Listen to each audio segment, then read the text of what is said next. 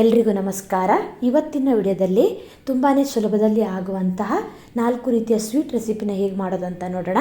ಧಾರವಾಡ ಪೇಡ, ಬೇಸನ್ ಲಡ್ಡು, ಜಹಾಂಗೀರ್ ಹಾಗೆ ಖಾಜಾ ಸ್ವೀಟ್ನ ಮಾಡಿ ತೋರಿಸ್ತಾ ಇದ್ದೀನಿ. ಸ್ವೀಟ್ ಶಾಪಲ್ಲಿ ಸಿಗೋ ಥರ ತುಂಬಾ ಈಸಿಯಾಗಿ ಮನೇಲೆ ಮಾಡ್ಕೋಬಹುದು. ಬನ್ನಿ ಹೇಗೆ ಮಾಡೋದು ಅಂತ ನೋಡೋಣ. ಮೊದಲಿಗೆ ಜಹಾಂಗೀರ್ ಸ್ವೀಟ್ ರೆಸಿಪಿನ ಮಾಡಿ ತೋರಿಸ್ತಾ ಇದ್ದೀನಿ. ಬೇಕರಿಗಳಲ್ಲಿ ಸಿಗೋ ಹಾಗೆ ನೋಡಿ, ಈ ರೀತಿ ಜ್ಯೂಸಿ ಆಗಿ ತುಂಬಾ ಈಸಿಯಾಗಿ ಮನೇಲೆ ಮಾಡ್ಕೋಬಹುದು. ಬನ್ನಿ ಹೇಗೆ ಮಾಡೋದು ಅಂತ ನೋಡೋಣ. ಮೊದಲಿಗೆ ಉದ್ದನ್ನು ನೆನೆಸ್ಕೋಬೇಕು. ನಾನಿಲ್ಲಿ 1 ಕಪ್ ಆಗುವಷ್ಟು ಉದ್ದಿನ ಕಾಳನ್ನು ತಗೊಂಡಿದ್ದೀನಿ. ಉದ್ದಿನ ಕಾಳು ಬದಲು ಉದ್ದಿನ ಬೇಳೆನೂ ಕೂಡ ಯೂಸ್ ಮಾಡಬಹುದು. ನೋಡಿ, ಉದ್ದನ್ನು ಚೆನ್ನಾಗಿ 2 ರಿಂದ 3 ಸಲ ವಾಶ್ ಮಾಡಿಕೊಂಡು ನೆನೆ ಹಾಕಿದ್ದೆ. 3 ರಿಂದ 4 ಗಂಟೆಗಳ ಕಾಲ ಇದನ್ನು ಚೆನ್ನಾಗಿ ನೆನೆಸ್ಕೋಬೇಕು.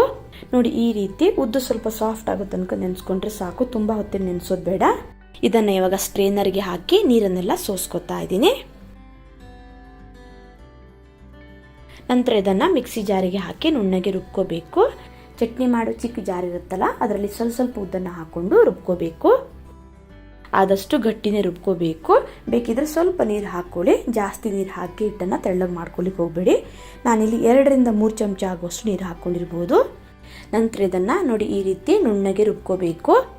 ರುಬ್ಕೊಂಡಾದ್ಮೇಲೆ ಇದನ್ನು ಒಂದು ಮಿಕ್ಸಿಂಗ್ ಬೌಲ್ಗೆ ಹಾಕೋತಾ ಇದ್ದೀನಿ. ಆದಷ್ಟು ನೋಡಿ, ಈ ರೀತಿ ಗಟ್ಟಿಯಾಗಿ ರುಬ್ಕೋಬೇಕು, ತೆಳ್ಳಗೆ ಮಾಡ್ಕೋಬಾರ್ದು. ಇದೇ ರೀತಿ ಉಳಿದಿರೋ ಉದ್ದನ್ನು ರುಬ್ಕೊಂಡ್ರೆ ಆಯಿತು. ನಾನಿಲ್ಲಿ ಚಿಕ್ಕ ಜಾರಿಗೆ ಹಾಕಿ ರುಬ್ಕೋತಾ ಇರೋದ್ರಿಂದ 2 ರಿಂದ 3 ಬ್ಯಾಚಸ್ಸಲ್ಲಿ ಸ್ವಲ್ಪ ಹಾಕಿ ರುಬ್ಕೋತಾ ಇದ್ದೀನಿ. ಒಂದೇ ಸಲ ಜಾಸ್ತಿ ನೀರು ಹಾಕಿ ರುಬ್ಕೊಳ್ಳಿಕ್ಕೆ ಹೋಗಬೇಡಿ. ಬೇಕಿದ್ರೆ ಆಮೇಲೆ ಸೇರಿಸ್ಕೋಬಹುದು.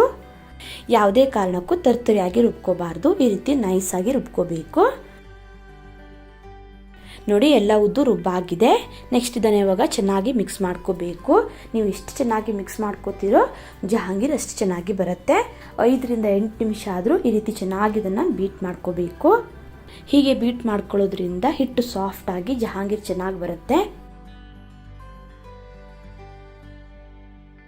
ನೋಡಿ, ನಾನಿಲ್ಲಿ ಹಿಟ್ಟನ್ನು ಚೆನ್ನಾಗಿ ಬೀಟ್ ಮಾಡ್ಕೊಂಡಿದ್ದೀನಿ. ಹಿಟ್ಟು ಹಗುರಾಗಿ ಸಾಫ್ಟ್ ಆಗಿದೆ. ಬೀಟ್ ಮಾಡಿದ್ದು ಸರಿಯಾಗಿದೆ ಇಲ್ಲ ಅಂತ ಚೆಕ್ ಮಾಡ್ಕೊಳ್ಳಿಕ್ಕೆ ಒಂದು ಬೌಲಲ್ಲಿ ಸ್ವಲ್ಪ ನೀರು ತಗೊಂಡು ಸ್ವಲ್ಪ ಹಿಟ್ಟನ್ನು ಅದರಲ್ಲಿ ಹಾಕಿದ ತಕ್ಷಣ ಹಿಟ್ಟು ಮೇಲ್ಗಡೆ ಬರಬೇಕು. ಹಿಟ್ಟು ಮುಳುಗಬಾರ್ದು.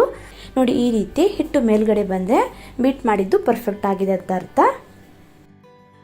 ನಂತರ ನಾನಿಲ್ಲಿ ಸ್ವಲ್ಪ ರೆಡ್ ಫುಡ್ ಕಲರ್ನ ಹಾಕೋತಾ ಇದ್ದೀನಿ. ಕಲರ್ ಬೇಕಿದ್ರಷ್ಟೇ ಹಾಕೋಬಹುದು, ಬೇಡ ಅಂತ ಅಂದರೆ ಸ್ಕಿಪ್ ಮಾಡ್ಕೋಬಹುದು. ಕಲರ್ ಹಾಕಿಲ್ಲ ಅಂದರೆ ಟೇಸ್ಟ್ ಏನೋ ಡಿಫ್ರೆನ್ಸ್ ಇರಲ್ಲ, ನೋಡಲಿಕ್ಕೆ ಚೆನ್ನಾಗಿ ಕಾಣಿಸುತ್ತೆ ಅಷ್ಟೇ. ಫುಡ್ ಕಲರ್ ಹಾಕಿದ ಮೇಲೆ ಚೆನ್ನಾಗಿ ಇದನ್ನು ಮಿಕ್ಸ್ ಮಾಡ್ಕೊಂಡಿದ್ದೀನಿ. ನೋಡಿ, ಈ ರೀತಿ ಸಾಫ್ಟ್ ಆಗಿ ಹಿಟ್ಟನ್ನು ರೆಡಿ ಮಾಡ್ಕೋಬೇಕು. ಜಹಾಂಗೀರ್ ತುಂಬ ಕ್ರಿಸ್ಪಿಯಾಗಿ ಬರಬೇಕು ಅಂದರೆ 1 ಅಥವಾ 2 ಚಮಚ ಆಗುವಷ್ಟು ಅಕ್ಕಿ ಹಿಟ್ಟನ್ನು ಹಾಕೋಬಹುದು. ನಾನಿಲ್ಲಿ ಅಕ್ಕಿ ಹಿಟ್ಟು ಹಾಕ್ಕೊಂಡಿಲ್ಲ. ನೋಡಿ, ಈ ರೀತಿ ಹಿಟ್ಟನ್ನು ರೆಡಿ ಮಾಡಿಕೊಂಡು ಇದನ್ನು ಮುಚ್ಚಿ ಪಕ್ಕದಲ್ಲಿ ಇಟ್ಕೋತಾ ಇದ್ದೀನಿ. ಅಷ್ಟು ತನಕ ಸಕ್ಕರೆ ಪಾಕನ ಮಾಡ್ಕೊಂಬರೋಣ. ನಾನಿಲ್ಲಿ ಒಂದು ಕಡಾಯಲ್ಲಿ 2 ಕಪ್ ಆಗುವಷ್ಟು ಸಕ್ಕರೆನ ಹಾಕೋತಾ ಇದ್ದೀನಿ. ಹಾಗೆ 1.5 ಕಪ್ ಆಗುವಷ್ಟು ನೀರು ಹಾಕೋತಾ ಇದ್ದೀನಿ.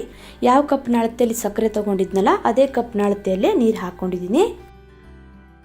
ಸಕ್ಕರೆ ಚೆನ್ನಾಗಿ ಕರಗಿ ಸ್ವಲ್ಪ ಪಾಕ ಆಗಬೇಕು. ತುಂಬ ಗಟ್ಟಿ ಪಾಕ ಮಾಡ್ಕೋಬಾರ್ದು. ಒಂದೆಳೆ ಪಾಕ ಆದರೆ ಸಾಕು. ನೋಡಿ, ಸಕ್ಕರೆ ಚೆನ್ನಾಗಿ ಕರಗಿದೆ. ಫ್ಲೇವರ್ಗೋಸ್ಕರ 1/4 ಚಮಚ ಆಗುವಷ್ಟು ಏಲಕ್ಕಿ ಪುಡಿನ ಹಾಕೋತಾ ಇದ್ದೀನಿ. ನಂತರ ನಾನಿಲ್ಲಿ ಸ್ವಲ್ಪ ಫುಡ್ ಕಲರ್ ಹಾಕೋತಾ ಇದ್ದೀನಿ. ಫುಡ್ ಕಲರ್ ಬೇಡ ಅಂತಂದರೆ ಸ್ಕಿಪ್ ಮಾಡ್ಕೋಬಹುದು. ನೋಡಿ, ಚೆನ್ನಾಗಿ ಕುದೀತಾ ಇದೆ. ಒಂದೆಳೆ ಪಾಕ ಆಗೋ ತನಕ ಇದನ್ನು ಕುದಿಸ್ಕೋಬೇಕು. ಜಾಸ್ತಿ ಗಟ್ಟಿ ಪಾಕ ಮಾಡ್ಕೋಬಾರ್ದು. ಪಾಕ ಸ್ವಲ್ಪ ಗಟ್ಟಿ ಆದರೆ ಜಹಾಂಗೀರ್ ಪಾಕ ಹೀರ್ಕೊಳ್ಳಲ್ಲ. ಹಾಗೆ ಪಾಕ ತೆಳ್ಳಗೆ ಮಾಡಿಕೊಂಡ್ರು ಜಹಾಂಗೀರ್ ಬೇಗ ಮೆತ್ತಗಾಗ್ಬಿಡುತ್ತೆ. ನೋಡಿ, ಈ ರೀತಿ ಒಂದೆಳೆ ಪಾಕ ಆದರೆ ಸಾಕು. ನೋಡಿ, ಸಕ್ಕರೆ ಪಾಕ ರೆಡಿ ಆಗಿದೆ. ಪಾಕ ನೋಡಿ ಈ ಕನ್ಸಿಸ್ಟೆನ್ಸಿಲಿ ಇರಬೇಕು. ಸ್ಟವ್ನ ಆಫ್ ಮಾಡ್ಕೋತಾ ಇದ್ದೀನಿ. ಪಾಕ ತಣಿಬಾರ್ದು, ಸ್ವಲ್ಪ ಬಿಸಿನೇ ಇರಬೇಕು. ಇದನ್ನು ಇವಾಗ ಮುಚ್ಚಿ ಹಾಗೆ ಸೈಡಲ್ಲಿ ಇಟ್ಕೋತಾ ಇದ್ದೀನಿ. ನೋಡಿ, ಪಾಕ ಆದಮೇಲೆ ಹಿಟ್ಟನ್ನು ಓಪನ್ ಮಾಡ್ತಾ ಇದ್ದೀನಿ. ಮತ್ತೆ ಒಂದ್ಸಲ ಇದನ್ನು ಚೆನ್ನಾಗಿ ಮಿಕ್ಸ್ ಮಾಡ್ಕೋತಾ ಇದ್ದೀನಿ. ಹಿಟ್ಟು ತುಂಬ ಗಟ್ಟಿನೂ ಮಾಡ್ಕೋಬಾರ್ದು, ತೆಳ್ಳಗೂ ಕೂಡ ಮಾಡ್ಕೋಬಾರ್ದು. ಹಿಟ್ಟು ಸ್ವಲ್ಪ ದಪ್ಪ ಇರೋದ್ರಿಂದ 1 ರಿಂದ 2 ಚಮಚ ಆಗುವಷ್ಟು ನೀರು ಹಾಕೋತಾ ಇದ್ದೀನಿ. ಸ್ವಲ್ಪ ನೀರು ಹಾಕಿದ ಮೇಲೆ ಮತ್ತೆ ಒಂದ್ಸಲ ಇದನ್ನು ಚೆನ್ನಾಗಿ ಮಿಕ್ಸ್ ಮಾಡ್ಕೋತಾ ಇದ್ದೀನಿ. ನೋಡಿ, ಹಿಟ್ಟು ಈ ಕನ್ಸಿಸ್ಟೆನ್ಸಿಲಿ ಇರಬೇಕು. ತುಂಬ ತೆಳ್ಳಗೂ ಮಾಡ್ಕೊಳ್ಳಿಕ್ಕೆ ಹೋಗಬೇಡಿ, ತುಂಬ ದಪ್ಪನೂ ಮಾಡ್ಕೊಳ್ಳಿಕ್ಕೆ ಹೋಗಬೇಡಿ. ಇದು ಪರ್ಫೆಕ್ಟ್ ಆದ ಕನ್ಸಿಸ್ಟೆನ್ಸಿ. ಹಿಟ್ಟು ರೆಡಿ ಆದಮೇಲೆ ನೆಕ್ಸ್ಟ್ ಇವಾಗ ಜಹಾಂಗೀರ್ ಹೇಗೆ ಮಾಡೋದು ಅಂತ ನೋಡೋಣ. ನಾನಿಲ್ಲಿ ಜಹಾಂಗೀರ್ ಮಾಡಲಿಕ್ಕೆ ಈ ರೀತಿಯಾದ ಒಂದು ಪೈಪಿಂಗ್ ಬ್ಯಾಗ್ ತೊಗೊಂಡಿದ್ದೀನಿ. ಪೈಪಿಂಗ್ ಬ್ಯಾಗ್ ಬದಲು ಯಾವುದಾದ್ರೂ ಹಾಲು ಕವರ್ ಅಥವಾ ಮೊಸರು ಕವರ್ ಕೂಡ ಯೂಸ್ ಮಾಡಬಹುದು. ಯಾವುದಾದ್ರೂ ಒಂದು ಗ್ಲಾಸಲ್ಲಿ ಪೈಪಿಂಗ್ ಬ್ಯಾಗ್ ಇಟ್ಟು ಪೈಪಿಂಗ್ ಬ್ಯಾಗ್ ಒಳಗಡೆ ಹಿಟ್ಟನ್ನು ಹಾಕಿದರೆ ಆಯಿತು. ನಿಮ್ಮ ಹತ್ರ ಈ ರೀತಿಯಾದ ಪೈಪಿಂಗ್ ಬ್ಯಾಗ್ ಅಥವಾ ಹಾಲ್ ಕವರ್ ಇಲ್ಲ ಅಂತ ಅಂದರೆ ಎಣ್ಣೆ ಕವರ್ ಬರುತ್ತಲ್ಲ ಅದನ್ನು ಕೂಡ ಯೂಸ್ ಮಾಡಬಹುದು. ಹಿಟ್ಟು ತುಂಬ ಹಾಕೊಳ್ಳಿಕ್ಕೆ ಹೋಗಬೇಡಿ. ನೋಡಿ ಈ ರೀತಿ ಮುಕ್ಕಾಲು ಭಾಗದಷ್ಟು ಹಿಟ್ಟು ಹಾಕ್ಕೊಂಡ್ರೆ ಸಾಕಾಗತ್ತೆ. ನಂತರ ನೋಡಿ ಈ ರೀತಿ ಸರಿಯಾಗಿ ಇದನ್ನು ಫೋಲ್ಡ್ ಮಾಡ್ಕೋಬೇಕು. ಹಿಟ್ಟು ಎಲ್ಲೂ ಹೊರಗಡೆ ಬರಬಾರ್ದು. ಚೆನ್ನಾಗಿ ಇದನ್ನು ಈ ರೀತಿ ಫೋಲ್ಡ್ ಮಾಡ್ಕೊಂಡಾದ್ಮೇಲೆ ತುದಿಗೆ ಈ ರೀತಿ ಕತ್ರಿ ಸಹಾಯದಿಂದ ಸ್ವಲ್ಪ ಕಟ್ ಮಾಡ್ಕೋಬೇಕು. ತುಂಬ ದೊಡ್ಡದಾಗಿ ಹೋಲ್ ಮಾಡ್ಕೊಳ್ಳಿಕ್ಕೆ ಹೋಗಬಾರ್ದು. ನೋಡಿ ಈ ರೀತಿ ಚಿಕ್ಕದಾಗಿ ಕಟ್ ಮಾಡ್ಕೋಬೇಕು. ನಂತರ ನೋಡಿ ಈ ರೀತಿ ಡಿಸೈನ್ ಮಾಡಿ ಚೆಕ್ ಮಾಡ್ಕೊಳ್ಳೋಣ ಸರಿಯಾಗಿ ಬರುತ್ತಾ ಇಲ್ಲ ಅಂತ. ನೋಡಿ ಇದು ಪರ್ಫೆಕ್ಟ್ ಆಗಿ ಬಂದಿದೆ. ನಂತರ ಇವಾಗ ಇದನ್ನು ಎಣ್ಣೆಲಿ ಮಾಡ್ಕೊಂಡ್ರೆ ಆಯಿತು. ನಾನು ಎಣ್ಣೆನ ಆಲ್ರೆಡಿ ಕಾಯ್ಲಿಕ್ಕೆ ಇಟ್ಟಿದ್ದೆ. ಎಣ್ಣೆ ಜಸ್ಟ್ ಕಾದಿರಬೇಕು. ಎಣ್ಣೆ ಜಾಸ್ತಿ ಕಾದಿದ್ರೆ ಇದು ಈ ರೀತಿ ಬಿಡುವಾಗ ತಿರುಗ್ತಾ ಇರುತ್ತೆ. ನೋಡಿ ಈ ರೀತಿ ಎಣ್ಣೆ ಏನಾದರೂ ಸ್ವಲ್ಪ ಜಾಸ್ತಿ ಕಾದಿದ್ರೆ ಸ್ಟವ್ನ ಸ್ವಲ್ಪ ಹೊತ್ತು ಆಫ್ ಮಾಡ್ಕೊಳ್ಳಿ. ಮೊದಲಿಗೆ ನೋಡಿ ಈ ರೀತಿ 2 ರೌಂಡ್ ಮಾಡಿಕೊಂಡು ಅದ್ರ ಮೇಲೆ ಚಿಕ್ಕ ಚಿಕ್ಕದಾಗಿ ರೌಂಡಾಗಿ ಮಾಡಿಕೊಂಡ್ರೆ ಆಯಿತು. ನೋಡಿ ತುಂಬಾ ಈಸಿಯಾಗಿ ಮಾಡ್ಕೋಬಹುದು. ಫಸ್ಟ್ 1-2 ಮಾಡುವಾಗ ಸ್ವಲ್ಪ ಕಷ್ಟ ಅನಿಸುತ್ತೆ. ಹೋಗ್ತಾ ಹೋಗ್ತಾ ಈ ರೀತಿ ಮಾಡ್ತಾ ಹೋದ ಹಾಗೆ ಸರಿ ಹೋಗುತ್ತೆ. ಬೇಕರಿಗಳಲ್ಲಿ ಸಿಗೋ ಹಾಗೆ ಪರ್ಫೆಕ್ಟ್ ಆದ ಡಿಸೈನಲ್ಲೇ ಮಾಡ್ಕೋಬೇಕಂತಿಲ್ಲ. ಮನೆಯಲ್ಲೇ ತಿನ್ಲಿಕ್ಕೆ ಮಾಡ್ತಾ ಇರೋದ್ರಿಂದ ಸ್ವಲ್ಪ ಹೆಚ್ಚು ಕಡಿಮೆ ಆದರೂ ನಡೆಯುತ್ತೆ. ಆದಷ್ಟು ನೋಡಿ ಈ ರೀತಿ ಫ್ಲ್ಯಾಟ್ ಆದ ಪ್ಯಾನ್ ಅಥವಾ ಪಾತ್ರೆನ ಯೂಸ್ ಮಾಡಿ ಹೀಗೆ ಮಾಡ್ಕೊಳ್ಳೋದ್ರಿಂದ ಜಹಾಂಗೀರ್ ಚೆನ್ನಾಗಿ ಬರುತ್ತೆ. ನೋಡಿ ಈ ರೀತಿ ತುಂಬಾ ಈಸಿಯಾಗಿ ಮಾಡ್ಕೋಬಹುದು. ಡಿಸೈನ್ ಸ್ವಲ್ಪ ಹೆಚ್ಚು ಕಡಿಮೆ ಅನಿಸಿದ್ರು ಟೇಸ್ಟ್ ಏನು ಡಿಫ್ರೆನ್ಸ್ ಇರಲ್ಲ. ಒಂದು ವೇಳೆ ನೀವು ಸ್ಟವ್ನ ಆಫ್ ಮಾಡ್ಕೊಂಡಿದ್ರೆ ಈ ರೀತಿ ಬಿಟ್ಟಾದ್ಮೇಲೆ ಸ್ಟವ್ನ ಆನ್ ಮಾಡ್ಕೊಳ್ಳಿ. ಗ್ಯಾಸ್ನ ಮೀಡಿಯಂ ಫ್ಲೇಮಲ್ಲಿ ಇಟ್ಕೊಂಡಿದ್ದನ್ನು ಫ್ರೈ ಮಾಡ್ಕೋಬೇಕು. ನಿಧಾನಕ್ಕೆ ಇದನ್ನು ಮಗ್ಚಾಕಿ ಫ್ರೈ ಮಾಡ್ಕೊಳ್ಳಿ. ಎಲ್ಲ ಕಡೆ ಇದು ಚೆನ್ನಾಗಿ ಫ್ರೈ ಆಗಲಿ. ಬಬಲ್ಸ್ ಎಲ್ಲ ಸ್ವಲ್ಪ ಕಡಿಮೆ ಆಗೋ ತನಕ ಇದನ್ನು ಫ್ರೈ ಮಾಡ್ಕೋಬೇಕು. ಕ್ರಿಸ್ಪಿಯಾಗಿ ಸ್ವಲ್ಪ ಹೊಂಬಣ್ಣ ಬರೋ ತನಕ ಇದನ್ನು ಫ್ರೈ ಮಾಡಿಕೊಂಡ್ರೆ ಆಯಿತು. ನೋಡಿ ಈ ರೀತಿ ತಿರುಗಿಸ್ತಾನೆ ಫ್ರೈ ಮಾಡ್ಕೊಳ್ಳಿ. ಎಲ್ಲ ಕಡೆ ಚೆನ್ನಾಗಿ ಫ್ರೈ ಆಗುತ್ತೆ. ನೋಡಿ ಬಬಲ್ಸ್ ಎಲ್ಲ ಕಡಿಮೆ ಆಗಿದೆ, ಹಾಗೆ ಕ್ರಿಸ್ಪಿನೂ ಕೂಡ ಆಗಿದೆ. ಇಷ್ಟ ಆದರೆ ಸಾಕು. ಇದನ್ನು ಇವಾಗ ಎಣ್ಣೆಯಿಂದ ತೆಕ್ಕೋತಾ ಇದ್ದೀನಿ. ಉಳಿದಿರೋದನ್ನು ಅದೇ ರೀತಿ ಮಾಡಿಕೊಂಡ್ರೆ ಆಯಿತು. ಎಣ್ಣೆಯಿಂದ ತೆಗೆದ ತಕ್ಷಣ ಇದನ್ನು ಸಕ್ಕರೆ ಪಾಕಕ್ಕೆ ಹಾಕೋಬೇಕು. ಸಕ್ಕರೆ ಪಾಕನ ಇದು ಚೆನ್ನಾಗಿ ಹೀರ್ಕೋಬೇಕು. ಪಾಕ ತುಂಬ ಬಿಸಿನೂ ಇರಬಾರ್ದು, ತಣ್ಣಗೂ ಇರಬಾರ್ದು. ಸ್ವಲ್ಪ ಬೆಚ್ಚಗಿದ್ರೆ ಸಾಕು. ಒಂದು ವೇಳೆ ಪಾಕ ತಣ್ಣಗಾಯಿತು ಅಂದರೆ ಸ್ಟವ್ ಮೇಲೆ ಇಟ್ಟು ಪಾಕನ ಸ್ವಲ್ಪ ಬಿಸಿ ಮಾಡ್ಕೊಳ್ಳಿ. ನೋಡಿ ಈ ರೀತಿ ಚೆನ್ನಾಗಿ ಇದನ್ನು ಡಿಪ್ ಮಾಡ್ಕೊಳ್ಳಿ. ಸಕ್ಕರೆ ಪಾಕನ ಚೆನ್ನಾಗಿ ಹೀರ್ಕೋಬೇಕು. ನೀವೇನಾದರೂ ನನ್ನ ಚಾನೆಲ್ನ ಹೊಸದಾಗಿ ನೋಡ್ತಾ ಇದ್ದರೆ ಪ್ಲೀಸ್ ಸಬ್ಸ್ಕ್ರೈಬ್ ಮಾಡಿ. ಹಾಗೆ ಪಕ್ಕದಲ್ಲಿರೋ ಬೆಲ್ ಐಕನ್ ಕೂಡ ಪ್ರೆಸ್ ಮಾಡಿ. ಯಾಕಂದರೆ ನೆಕ್ಸ್ಟ್ ನಾನು ಅಪ್ಲೋಡ್ ಮಾಡುವ ಎಲ್ಲ ವೀಡಿಯೋಸ್ಗೂ ನಿಮಗೆ ನೋಟಿಫಿಕೇಷನ್ ಬರುತ್ತೆ. ನೋಡಿ ಜಹಾಂಗೀರ್ ಸಕ್ಕರೆ ಪಾಕನೆಲ್ಲ ಚೆನ್ನಾಗಿ ಹೀರ್ಕೊಂಡಿದೆ. ಇದನ್ನು ಇವಾಗ ಸಕ್ಕರೆ ಪಾಕದಿಂದ ತೆಗೆದು ಒಂದು ಪ್ಲೇಟಿಗೆ ಹಾಕೋತಾ ಇದ್ದೀನಿ. ನೋಡಿ ಈ ರೀತಿ ತುಂಬಾ ಈಸಿಯಾಗಿ ಯಾರು ಬೇಕಾದರೂ ಜಹಾಂಗೀರ್ ಮಾಡ್ಕೋಬಹುದು. ಜಹಾಂಗೀರ್ ಮಾಡಲಿಕ್ಕೆ ತುಂಬ ಪದಾರ್ಥ ಏನೂ ಬೇಕಾಗಿಲ್ಲ. ಉದ್ದಿನ ಬೇಳೆ, ಸಕ್ಕರೆ ಹಾಗೂ ಕರಿಲಿಕ್ಕೆ ಎಣ್ಣೆ ಇದ್ರೆ ಸಾಕಾಗತ್ತೆ. ನೋಡಿ ಜಹಾಂಗೀರ್ ಸ್ವೀಟ್ ರೆಡಿ ಆಗಿದೆ.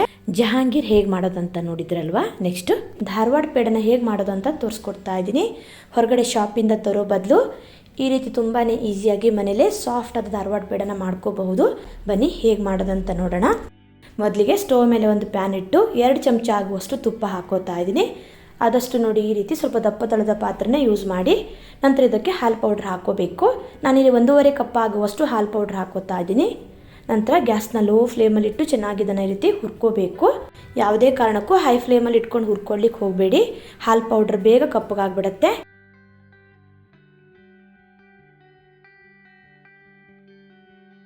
ಸ್ವಲ್ಪ ಹುರ್ಕೊಂಡಾದ್ಮೇಲೆ ಮತ್ತೆ 2 ಚಮಚ ಆಗುವಷ್ಟು ತುಪ್ಪನ ಹಾಕೋತಾ ಇದ್ದೀನಿ. ತುಪ್ಪ ಹಾಕಿ ಚೆನ್ನಾಗಿ ಹಾಲು ಪೌಡ್ರನ್ನ ಹುರ್ಕೋಬೇಕು. 10ರಿಂದ 15 ನಿಮಿಷ ಆದರೂ ಹುರ್ಕೋಬೇಕಾಗತ್ತೆ. ಹಾಲು ಪೌಡ್ರ್ ಕಲರ್ ಚೇಂಜ್ ಆಗಿ ಸ್ವಲ್ಪ ಕೆಂಪಗಾಗೋ ತನಕ ಗ್ಯಾಸ್ನ ಲೋ ಫ್ಲೇಮಲ್ಲಿ ಇಟ್ಟು ಹುರ್ಕೋಬೇಕು. ನೋಡಿ ಈ ರೀತಿ ಕೈ ಆಡಿಸ್ತಾ ಹುರಿತಾ ಹೋದ ಹಾಗೆ ಕಲರ್ ಕೂಡ ಚೇಂಜ್ ಆಗ್ತಾ ಹೋಗುತ್ತೆ. ನೋಡಿ ಲೈಟ್ ಆಗಿದ್ದು ಕಲರ್ ಚೇಂಜ್ ಆಗಿದೆ. ಇನ್ನು ಸ್ವಲ್ಪ ಕೆಂಪಗಾಗೋ ತನಕ ಹುರ್ಕೋಬೇಕು. ಮತ್ತೆ 2 ಚಮಚ ಆಗುವಷ್ಟು ತುಪ್ಪನ ಹಾಕಿ ಚೆನ್ನಾಗಿ ಇದನ್ನು ಹುರ್ಕೋತಾ ಇದ್ದೀನಿ. ನಾನಿಲ್ಲಿ ಟೋಟಲ್ 6 ಚಮಚ ಆಗುವಷ್ಟು ತುಪ್ಪ ಹಾಕ್ಕೊಂಡಿದ್ದೀನಿ. ಸ್ವಲ್ಪ ತುಪ್ಪ ಸ್ವಲ್ಪ ಎಣ್ಣೆ ಕೂಡ ಹಾಕಿ ಮಾಡ್ಕೋಬಹುದು. ಬರೀ ತುಪ್ಪದಲ್ಲೇ ಮಾಡೋದ್ರಿಂದ ಫ್ಲೇವರ್ ಚೆನ್ನಾಗಿರುತ್ತೆ. ನೋಡಿ ಇಷ್ಟು ಕೆಂಪಗಾಗೋ ತನಕ ಗ್ಯಾಸ್ನ ಲೋ ಫ್ಲೇಮಲ್ಲಿ ಇಟ್ಟು 10ರಿಂದ 15 ನಿಮಿಷ ಹುರ್ಕೋಬೇಕು. ಹಾಲು ಹಾಕಿ ಮಿಕ್ಸ್ ಮಾಡಿದ ಮೇಲೆ ಇನ್ನೂ ಕಲರ್ ಚೇಂಜ್ ಆಗುತ್ತೆ. ತುಂಬ ಕೆಂಪಗಾಗೋ ತನಕ ಮಿಕ್ಸ್ ಮಾಡ್ಕೊಳ್ಳಿಕ್ಕೆ ಹೋಗ್ಬೇಡಿ, ಚೆನ್ನಾಗಿರಲ್ಲ. ನಂತರ ಇದಕ್ಕೆ ಹಾಲು ಹಾಕಿ ಮಿಕ್ಸ್ ಮಾಡ್ಕೋಬೇಕು. ನಾನಿಲ್ಲಿ 3/4 ಕಪ್ ಆಗುವಷ್ಟು ಹಾಲು ತೊಗೊಂಡಿದ್ದೀನಿ. ಸ್ವಲ್ಪ ಹಾಲು ಹಾಕಿ ನೋಡಿ ಈ ರೀತಿ ಚೆನ್ನಾಗಿ ಮಿಕ್ಸ್ ಮಾಡ್ಕೊಳ್ಳಿ. ಹಾಲಲ್ಲಿ ಹಾಲು ಪೌಡ್ರ್ ಚೆನ್ನಾಗಿ ಮಿಕ್ಸ್ ಆಗಬೇಕು. ಹಾಲು ಜಾಸ್ತಿ ಹಾಕಿ ತೆಳ್ಳಗೆ ಮಾಡ್ಕೊಳ್ಳಿಕ್ಕೆ ಹೋಗಬೇಡಿ. ಜಸ್ಟ್ ಇದು ಅಂಟ್ಕೊಳ್ಳುವಷ್ಟು ಹಾಲು ಹಾಕ್ಕೊಂಡ್ರೆ ಸಾಕು. ನೋಡಿ ಈ ರೀತಿ ಚುರುಚುರಿ ಹಾಲು ಹಾಕ್ಕೊಂಡು ಗ್ಯಾಸ್ನ ಲೋ ಫ್ಲೇಮಲ್ಲಿ ಇಟ್ಕೊಂಡು ಚೆನ್ನಾಗಿ ಮಿಕ್ಸ್ ಮಾಡ್ಕೋಬೇಕು. ಹಾಲು ಹಾಕಿ ಮಿಕ್ಸ್ ಮಾಡಿದ ಮೇಲೆ ಕಲರ್ ಕೂಡ ಸ್ವಲ್ಪ ಡಾರ್ಕ್ ಆಗಿದೆ. ಹೊರಗಡೆ ಸ್ವೀಟ್ ಶಾಪಲ್ಲಿ ಸಿಗೋ ಧಾರವಾಡ ಪೇಡದ ಕಲರ್ ಹೇಗಿರುತ್ತೆ ನೋಡಿ ಅದೇ ರೀತಿ ಬಂದಿದೆ. ನೋಡಿ ಇದು ಚೆನ್ನಾಗಿ ಅಂಟ್ಕೋತಾ ಇದೆ. ಈ ರೀತಿ ರೆಡಿ ಮಾಡಿಕೊಂಡು ಸ್ಟವ್ನ ಆಫ್ ಮಾಡ್ಕೋತಾ ಇದ್ದೀನಿ. ನಾನಿಲ್ಲಿ 3/4 ಕಪ್ ಆಗುವಷ್ಟು ಹಾಲು ತೊಗೊಂಡಿದ್ದೆ, 1/4 ಕಪ್ ಆಗುವಷ್ಟು ಇದೆ. ಟೋಟಲ್ ನನಗಿಲ್ಲಿ ಅರ್ಧ ಕಪ್ ಆಗುವಷ್ಟು ಹಾಲು ಯೂಸ್ ಆಗಿದೆ. ಈ ರೀತಿ ರೆಡಿ ಮಾಡಿಕೊಂಡು ನಂತರ ಇದನ್ನು ಒಂದು ಪ್ಲೇಟಿಗೆ ಟ್ರಾನ್ಸ್ಫರ್ ಮಾಡ್ಕೋತಾ ಇದ್ದೀನಿ. ಚೆನ್ನಾಗಿ ಇದನ್ನು ನಾದ್ಕೋಬೇಕು. ಸಾಫ್ಟ್ ಆಗೋ ತನಕ ಈ ರೀತಿ ನೋಡಿ ಅಂಗೈಯಲ್ಲಿ ಚೆನ್ನಾಗಿ ನಾದ್ಕೊಳ್ಳಿ. ಒಂದಕ್ಕೊಂದು ಸರಿಯಾಗಿದ್ದು ಅಂಟ್ಕೋಬೇಕು. ಆ ರೀತಿ ಚೆನ್ನಾಗಿ ನಾದ್ಕೋಬೇಕು.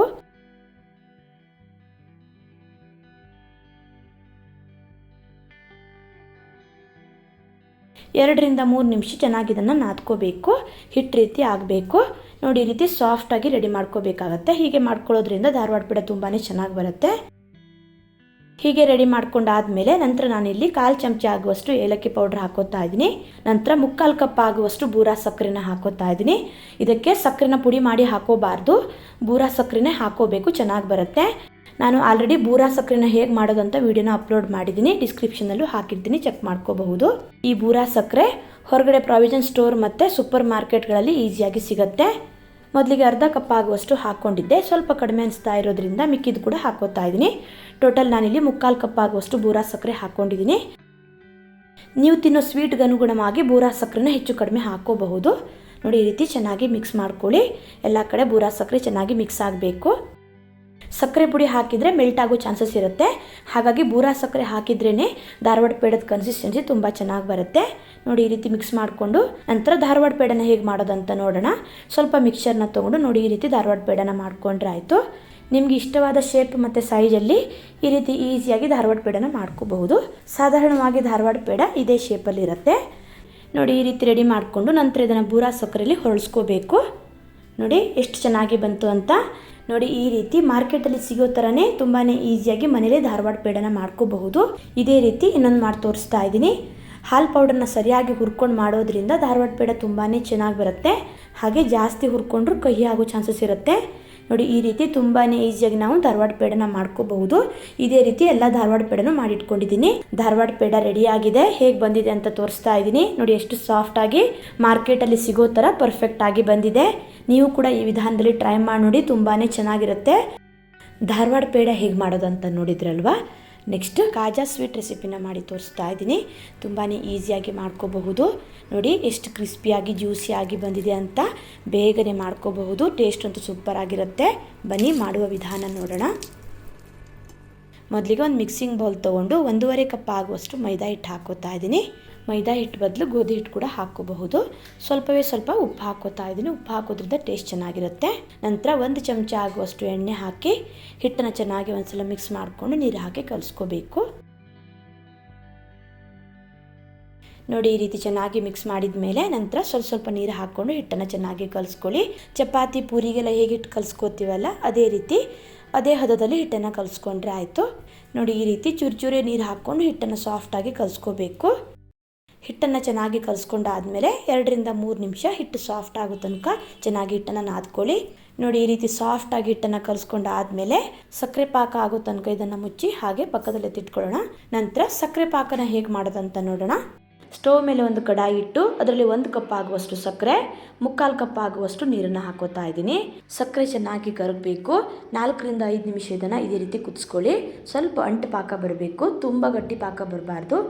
ನಂತರ ನಾನಿಲ್ಲಿ 1/4 ಚಮಚ ಆಗುವಷ್ಟು ಏಲಕ್ಕಿ ಪುಡಿನ ಹಾಕೋತಾ ಇದ್ದೀನಿ. ಹಾಗೆ ಸ್ವಲ್ಪ ಕೇಸರಿ ದಳನ ಹಾಕೋತಾ ಇದ್ದೀನಿ. ಇದೆರಡು ಹಾಕೋದ್ರಿಂದ ಒಂದು ಒಳ್ಳೆ ಫ್ಲೇವರ್ ಬರುತ್ತೆ. ಕೇಸರಿ ದಳ ಆಪ್ಷನಲ್ ಇದ್ದರೆ ಹಾಕೊಳ್ಳಿ. ಪಾಕ ಗಟ್ಟಿಯಾಗಿ ಸಕ್ಕರೆ ಥರ ಆಗಬಾರ್ದು ಅಂದರೆ ಸ್ವಲ್ಪ ಲೆಮನ್ ಜ್ಯೂಸ್ ಕೂಡ ಹಾಕೋಬಹುದು. ನಾನಿಲ್ಲಿ ಹಾಕ್ತಾ ಇಲ್ಲ. ನೋಡಿ ಚೆನ್ನಾಗಿ ಕುದಿತಾ ಇದೆ. ಪಾಕ ಆಗಿದೆ ಅಂತ ನೋಡೋಣ. ನೋಡಿ ಈ ರೀತಿ ಸ್ವಲ್ಪ ಪಾಕ ಬರಬೇಕು, ತುಂಬ ಗಟ್ಟಿ ಪಾಕ ಬರಬಾರ್ದು. ಜಸ್ಟ್ ಈ ರೀತಿ ಅಂಟ್ಕೊಂಡ್ರೆ ಸಾಕು. ಪಾಕ ತೆಳ್ಳಗಾದ್ರೂ ಚೆನ್ನಾಗಿರಲ್ಲ, ಹಾಗೆ ಗಟ್ಟಿಯಾದರೂ ಹೀರ್ಕೊಳ್ಳಲ್ಲ. ಹಾಗಾಗಿ ನೋಡಿ ಈ ರೀತಿ ಈ ಕನ್ಸಿಸ್ಟೆನ್ಸಿಲಿ ಪಾಕನ ಮಾಡ್ಕೋಬೇಕು. ಸ್ಟವ್ನ ಆಫ್ ಮಾಡಿ ಲಿಡ್ನ ಮುಚ್ಚಿ ಇದನ್ನು ಹಾಗೆ ಪಕ್ಕದಲ್ಲಿ ಇಟ್ಕೋತಾ ಇದ್ದೀನಿ. ಹಿಟ್ಟು ಕಲಸಿ ತುಂಬ ಹೊತ್ತಿನ ಇಡಬೇಕಂತಿಲ್ಲ. ಪಾಕ ರೆಡಿ ಮಾಡ್ಕೊಳ್ಳೋ ತನಕ ಇಟ್ಟರೆ ಸಾಕು. ಚೆನ್ನಾಗಿ ಒಂದ್ಸಲ ಹಿಟ್ಟನ್ನು ನಾದ್ಕೊಂಡು ನಂತರ ಉಂಡೆನ ಮಾಡ್ಕೊತಾ ಇದ್ದೀನಿ. ನಾನಿಲ್ಲಿ ಒಂದೇ ಸೈಜ್ 6 ಉಂಡೆನ ಮಾಡ್ಕೊಂಡಿದ್ದೀನಿ. 5 ಅಥವಾ 6 ಉಂಡೆನ ಮಾಡಿಕೊಂಡ್ರೆ ಸಾಕಾಗತ್ತೆ. ನಂತರ ಒಂದೊಂದೇ ಉಂಡೆನ ತೊಗೊಂಡು ಚಪಾತಿಯಲ್ಲಿ ಹೇಗೆ ಲಟ್ಸ್ಕೊತೀವಲ್ಲ ಅದೇ ರೀತಿ ಲಟ್ಸ್ಕೊಂಡ್ರೆ ಆಯಿತು. ಲಟ್ಸ್ಕೊಳ್ಳಿಕ್ಕೆ ನಾನಿಲ್ಲಿ ಸ್ವಲ್ಪ ಮೈದಾ ಹಿಟ್ಟು ಹಾಕೋತಾ ಇದ್ದೀನಿ. ತುಂಬ ತೆಳ್ಳಗೆ ಲಟ್ಸ್ಕೊಳ್ಳಿಕ್ಕೆ ಹೋಗಬೇಡಿ, ತೀರಾ ದಪ್ಪನ ಲಟ್ಸ್ಕೊಳ್ಳಿಕ್ಕೆ ಹೋಗಬೇಡಿ. ಚಪಾತಿ ಎಲ್ಲ ಹೇಗೆ ಲಟ್ಸ್ಕೊತೀವಲ್ಲ ಅದೇ ರೀತಿ ಅಷ್ಟು ತೆಳ್ಳಗೆ ಲಟ್ಸ್ಕೊಂಡ್ರೆ ಸಾಕಾಗುತ್ತೆ. ನೋಡಿ ಈ ರೀತಿ ಇಷ್ಟು ತೆಳ್ಳಗೆ ಮಾಡಿ ಲಟ್ಸ್ಕೋಬೇಕು. ಇದೇ ರೀತಿ 6 ಉಂಡೆನೂ ಒಂದೇ ಸೈಜಲ್ಲಿ ಲಟ್ಸಿಟ್ಕೋಬೇಕು. ನಂತರ ಒಂದೊಂದೇ ಶೀಟ್ ಅಥವಾ ಚಪಾತಿ ಮೇಲೆ ಈ ರೀತಿ ನೀಟಾಗಿ ತುಪ್ಪನ ಹಚ್ಕೋಬೇಕು. ಎಲ್ಲ ಕಡೆ ನೋಡಿ ಈ ರೀತಿ ನೀಟಾಗಿ ತುಪ್ಪನ ಹಚ್ಕೋಬೇಕು. ತುಪ್ಪ ಬದಲು ಎಣ್ಣೆ ಕೂಡ ಹಾಕ್ಕೋಬಹುದು. ನಂತರ ನೋಡಿ ಈ ರೀತಿ ಮೇಲ್ಗಡೆಯಿಂದ ಸ್ವಲ್ಪ ಮೈದಾ ಹಿಟ್ಟನ್ನು ಹರಡ್ಕೋಬೇಕು. ನೋಡಿ ಈ ರೀತಿ ಒಂದು ಲೇಯರ್ ರೆಡಿ ಮಾಡ್ಕೊಂಡಾದ್ಮೇಲೆ ನೆಕ್ಸ್ಟ್ ಮತ್ತೆ ಅದರ ಮೇಲೆ ಇನ್ನೊಂದು ಶೀಟನ್ನು ಹಾಕ್ಕೋಬೇಕು. ನಂತರ ಅದೇ ರೀತಿ ನೀಟಾಗಿ ಎಣ್ಣೆ ಅಥವಾ ತುಪ್ಪನ ಹಚ್ಚಿ ಮೇಲ್ಗಡೆಯಿಂದ ಸ್ವಲ್ಪ ಮೈದಾ ಹಿಟ್ಟನ್ನು ಹಾಕ್ಕೊಂಡ್ರೆ ಆಯಿತು. ಈ ರೀತಿ ಮಾಡೋದ್ರಿಂದ ಲೇಯರ್ಸ್ ಚೆನ್ನಾಗಿ ಬರುತ್ತೆ. ನಂತರ ಇನ್ನೊಂದು ಶೀಟನ್ನು ಇಟ್ಟು ಅದರ ಮೇಲೆ ಮತ್ತೆ ತುಪ್ಪನ ಹಚ್ಚಿ ಮೈದಾ ಹಿಟ್ಟನ್ನು ಹಾಕ್ಕೋಬೇಕು. ಇದೇ ರೀತಿ ಎಲ್ಲ ಶೀಟನ್ನು ಇಟ್ಟು ರೆಡಿ ಮಾಡ್ಕೋಬೇಕು. ನೋಡಿ ನಾನಿಲ್ಲಿ ಕೊನೆಗೆ 6ನೇ ಶೀಟ್ ಇಟ್ಟು ಅದರ ಮೇಲೆ ತುಪ್ಪನ ಹಚ್ಚಿ ಸ್ವಲ್ಪ ಮೈದಾ ಹಿಟ್ಟನ್ನು ಹಾಕೋತಾ ಇದ್ದೀನಿ. ಎಲ್ಲ ಶೀಟನ್ನು ಇಟ್ಟು ರೆಡಿ ಮಾಡ್ಕೊಂಡಾದ್ಮೇಲೆ ನಂತರ ಇದನ್ನು ನೋಡಿ ಈ ರೀತಿ ನೀಟಾಗಿ ಫೋಲ್ಡ್ ಮಾಡ್ಕೋಬೇಕು. ತುಂಬ ಟೈಟಾಗಿ ಫೋಲ್ಡ್ ಮಾಡ್ಕೊಳ್ಳಿಕ್ಕೆ ಹೋಗಬೇಡಿ, ಲೇಯರ್ಸ್ ಚೆನ್ನಾಗಿ ಬರಲ್ಲ. ನೋಡಿ ಈ ರೀತಿ ನೀಟಾಗಿ ಫೋಲ್ಡ್ ಮಾಡ್ಕೊಂಡಾದ್ಮೇಲೆ ಚಾಕುವಿನ ಸಹಾಯದಿಂದ 2 ತುದಿನ ಕಟ್ ಮಾಡ್ಕೋಬೇಕು. ನಂತರ ಇದನ್ನು ಒಂದೇ ಸೈಜಲ್ಲಿ ಕಟ್ ಮಾಡ್ಕೋಬೇಕು.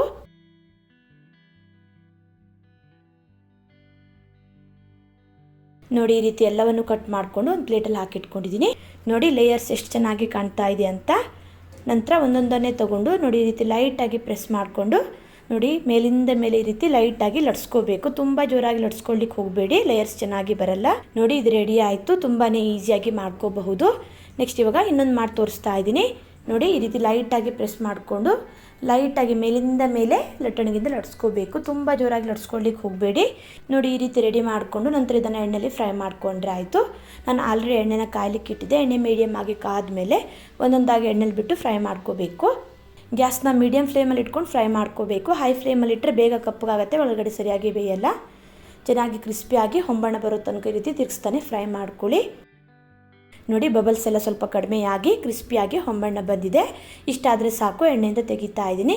ಇದೇ ರೀತಿ ಎಲ್ಲವನ್ನು ಮಾಡಿಕೊಂಡ್ರೆ ಆಯಿತು. ನೋಡಿ ಲೇಯರ್ಸ್ ಎಲ್ಲ ಎಷ್ಟು ಚೆನ್ನಾಗಿ ಬಂದಿದೆ ಅಂತ. ಎಣ್ಣೆಯಿಂದ ತೆಗೆದ ತಕ್ಷಣ ಸ್ವಲ್ಪ ಬಿಸಿರೋ ಪಾಕಕ್ಕೆ ಹಾಕೋಬೇಕು. ತುಂಬ ಬಿಸಿರೋ ಪಾಕಕ್ಕೆ ಹಾಕ್ಕೊಳ್ಳಿಕ್ಕೆ ಹೋಗಬೇಡಿ, ಲೈಟಾಗಿ ಬಿಸಿದ್ರೆ ಸಾಕು. ಚೆನ್ನಾಗಿ ಈ ರೀತಿ ಡಿಪ್ ಮಾಡ್ಕೊಳ್ಳಿ. ಸಕ್ಕರೆ ಪಾಕ ಎಲ್ಲ ಕಡೆ ಚೆನ್ನಾಗಿ ಹಿರ್ಕೋಬೇಕು. ತುಂಬ ಹೊತ್ತು ಪಾಕದಲ್ಲಿ ಇಡಕ್ಕೆ ಹೋಗಬೇಡಿ, ಕ್ರಿಸ್ಪಿಯಾಗಿರಲ್ಲ. ಒಂದು 30 ಸೆಕೆಂಡ್ ಈ ರೀತಿ ಪಾಕದಲ್ಲಿ ಡಿಪ್ ಮಾಡಿಕೊಂಡ್ರೆ ಸಾಕು. ನೋಡಿ ಇದಾಗಿದೆ, ತೆಗಿತಾ ಇದ್ದೀನಿ. ನೋಡಿ ಎಷ್ಟು ಚೆನ್ನಾಗಿ ಬಂದಿದೆ ಅಂತ. ನೋಡಿ ಈ ರೀತಿ ತುಂಬಾ ಈಸಿಯಾಗಿ ಕಾಜಾ ಸ್ವೀಟ್ನ ಮಾಡ್ಕೋಬಹುದು. ಟೇಸ್ಟ್ ಅಂತೂ ತುಂಬಾ ಸೂಪರ್ ಆಗಿರುತ್ತೆ. ನೋಡಿ ಇದೇ ರೀತಿ ಸ್ವಲ್ಪ ಫ್ರೈ ಮಾಡಿಕೊಂಡು ಸಕ್ಕರೆ ಪಾಕದಲ್ಲಿ ಹಾಕಿ ತೆಗೆದ್ರೆ ಆಯಿತು. ತುಂಬಾ ಈಸಿಯಾಗಿ ಮಾಡ್ಕೋಬಹುದು. ನೋಡಿ ರುಚಿಯಾದ ಖಾಜಾ ಸ್ವೀಟ್ ರೆಡಿ ಆಗಿದೆ. ಹೇಗೆ ಬಂದಿದೆ ಅಂತ ತೋರಿಸ್ತಾ ಇದ್ದೀನಿ.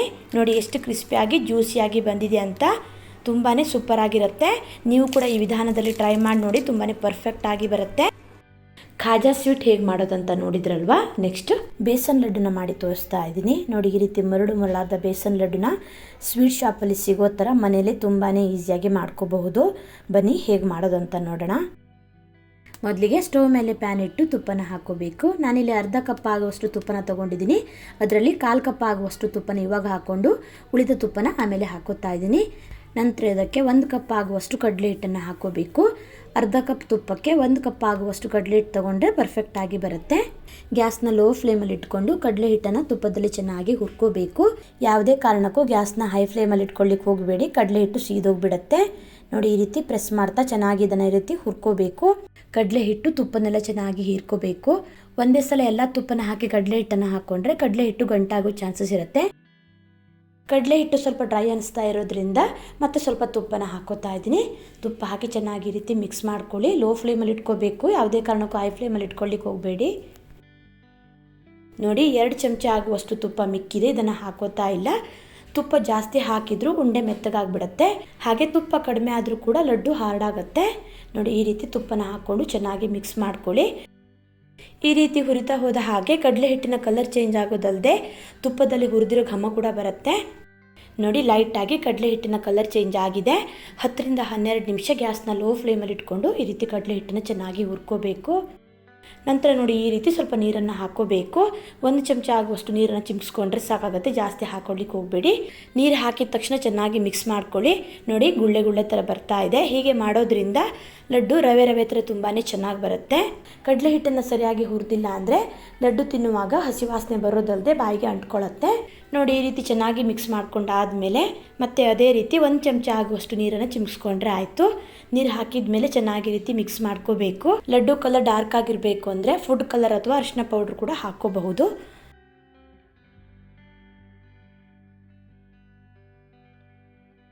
ನೋಡಿ, ಈ ರೀತಿ ಚೆನ್ನಾಗಿ ಮಿಕ್ಸ್ ಮಾಡಿದ ಮೇಲೆ ಸ್ಟವ್ನ ಆಫ್ ಮಾಡಿಕೊಂಡ್ರೆ ಆಯಿತು.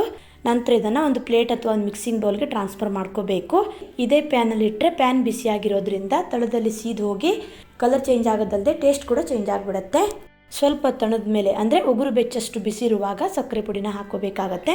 ಬಿಸಿ ಇರುವಾಗ ಸಕ್ಕರೆನ ಹಾಕ್ಕೊಂಡ್ರೆ ಸಕ್ಕರೆ ಕರಗತ್ತೆ. ಹಾಗೆ ತುಂಬ ತಣದ್ರೆ ಸಕ್ಕರೆ ಚೆನ್ನಾಗಿ ಹೀರ್ಕೊಳ್ಳಲ್ಲ. ನಂತರ ಫ್ಲೇವರ್ಗೋಸ್ಕರ ಅರ್ಧ ಚಮಚ ಆಗುವಷ್ಟು ಏಲಕ್ಕಿ ಪುಡಿನ ಹಾಕೋತಾ ಇದ್ದೀನಿ. ನಂತರ ಸಿಹಿಗೆ ಸಕ್ಕರೆನ ಹಾಕೋಬೇಕು. ನಾನಿಲ್ಲಿ 1 ಕಪ್ ಆಗುವಷ್ಟು ಬೂರಾ ಸಕ್ಕರೆನ ಹಾಕೋತಾ ಇದ್ದೀನಿ. ಬೂರಾ ಸಕ್ಕರೆ ಹಾಕೋದ್ರಿಂದ ಬೇಸನ್ ಲಡ್ಡು ರವೆ ರವೆ ಥರ ತುಂಬಾ ಚೆನ್ನಾಗಿ ಬರುತ್ತೆ. ಸಕ್ಕರೆನ ಪುಡಿ ಮಾಡಿ ಕೂಡ ಹಾಕೋಬಹುದು, ಅದರಷ್ಟು ಚೆನ್ನಾಗಿ ಬರಲ್ಲ.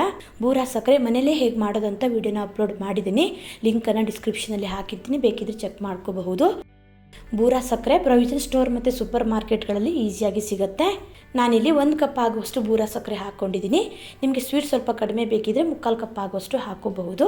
ಚೆನ್ನಾಗಿ ಇದನ್ನು ಮಿಕ್ಸ್ ಮಾಡ್ಕೋಬೇಕು. ಸಕ್ಕರೆ ಕಡಲೆ ಹಿಟ್ಟಲ್ಲಿ ಚೆನ್ನಾಗಿ ಬೆರಿಬೇಕು.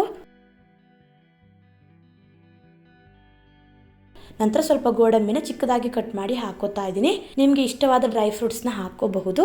ಡ್ರೈ ಫ್ರೂಟ್ಸ್ ಹಾಕಲೇಬೇಕಂತಿಲ್ಲ, ಬೇಡ ಅಂತಂದರೆ ಸ್ಕಿಪ್ ಮಾಡ್ಕೋಬಹುದು. ಚೆನ್ನಾಗಿ ಈ ರೀತಿ ಮಿಕ್ಸ್ ಮಾಡಿದ ಮೇಲೆ ಸ್ವಲ್ಪ ಮಿಕ್ಸರ್ನ ತೊಗೊಂಡು ಉಂಡೆನ ಕಟ್ಕೊಂಡ್ರೆ ಆಯಿತು. ನಿಮಗೆ ಲಡ್ಡು ಯಾವ ಸೈಜಲ್ಲಿ ಬೇಕು ಅಂತ ನೋಡಿಕೊಂಡು ಅಷ್ಟು ಮಿಕ್ಸರ್ನ ತೊಗೊಂಡು ಉಂಡೆನ ಮಾಡ್ಕೊಳ್ಳಿ. ನೋಡಿ, ಬೇಸನ್ ಲಡ್ಡು ಎಷ್ಟು ಚೆನ್ನಾಗಿ ಬಂದಿದೆ ಅಂತ. ಇದೇ ರೀತಿ ಎಲ್ಲ ಲಡ್ಡುನು ಮಾಡ್ಕೊಂಡ್ರೆ ಆಯಿತು. 1 ಕಪ್ ಕಡಲೆ ಹಿಟ್ಟಲ್ಲಿ 15 ಬೇಸನ್ ಲಡ್ಡುನ ಮಾಡ್ಕೋಬಹುದು. ಹೊರಗಡೆ ಸ್ವೀಟ್ ಶಾಪಿಂದ ತರೋ ಬದಲು ಈ ರೀತಿ ತುಂಬಾ ಈಸಿಯಾಗಿ ಮನೇಲೇ ಬೇಸನ್ ಲಡ್ಡುನ ಮಾಡ್ಕೋಬಹುದು. ಟೇಸ್ಟ್ ಅಂತೂ ತುಂಬಾ ಸೂಪರಾಗಿ ಬರುತ್ತೆ. ರುಚಿಯಾದ ಬೇಸನ್ ಲಡ್ಡು ರೆಡಿ ಆಗಿದೆ. ಹೇಗೆ ಬಂದಿದೆ ಅಂತ ತೋರಿಸ್ತಾ ಇದ್ದೀನಿ. ರವೆ ರವೆ ಥರ ಎಷ್ಟು ಚೆನ್ನಾಗಿ ಬಂದಿದೆ ನೋಡಿ. ನೀವು ಕೂಡ ಈ ವಿಧಾನದಲ್ಲಿ ಟ್ರೈ ಮಾಡಿ ನೋಡಿ, ತುಂಬಾ ಸೂಪರಾಗಿ ಬರುತ್ತೆ. ವಿಡಿಯೋ ಇಷ್ಟ ಆದರೆ ಲೈಕ್, ಶೇರ್, ಕಮೆಂಟ್ ಮಾಡೋದನ್ನು ಮರಿಬೇಡಿ. ಮತ್ತೆ ಸಿಗ್ತೀನಿ ಹೊಸ ವಿಡಿಯೋ ಒಂದಿಗೆ. ಧನ್ಯವಾದಗಳು.